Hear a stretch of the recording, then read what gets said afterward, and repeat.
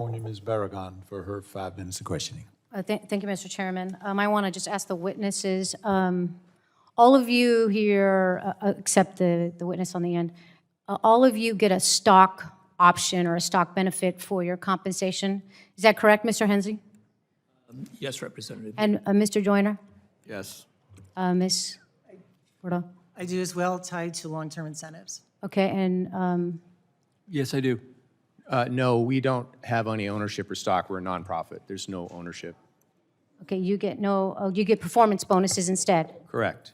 Okay, so those of you who have stock, your company has to do better or good for you to maintain that value in that stock. Is that right?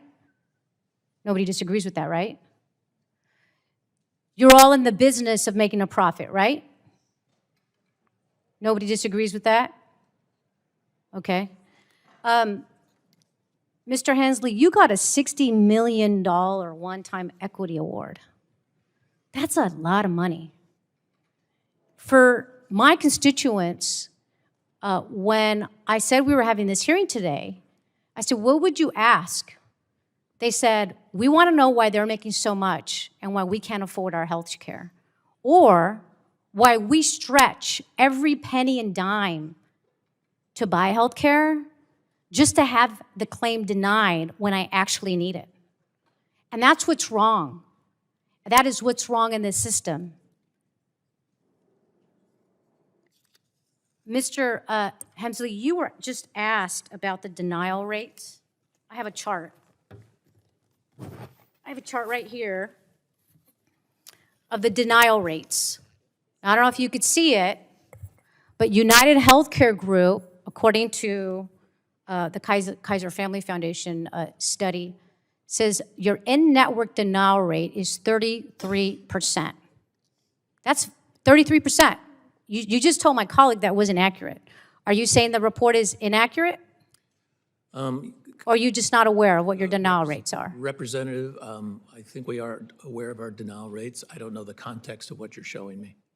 Okay, so you're not aware of the study. Okay. Excuse me. Well, Mr. what do you Nelson, think your can you denial put rate your is? mic What do you think the closer? percentage is? Yeah, we're having a hard time hearing. If you could pull your mic closer, and we'll give you an extra sorry? 10 seconds. Okay. What do you think your denial rate is? Less than 2%. Yeah, that's like wildly off from any numbers that I have seen.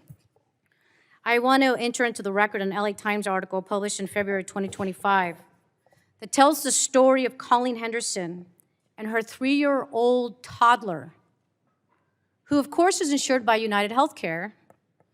They fought your company for 5 years to pay for specialty care to treat their 3-year-old daughter's rare condition. She had a tumor in her bladder, The family ended up with $1 million in medical debt and was forced to declare bankruptcy because UnitedHealth said treatments recommended by the doctors were unnecessary. Do you understand why the American people are not a fan of UnitedHealth and big healthcare companies, Mr. Hemsley?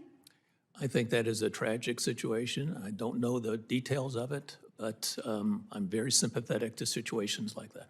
Well, what are you going to do to make sure that more families are not going into medical debt and that their kids can get the care they need? Because you know the alternative is the kid is going to die.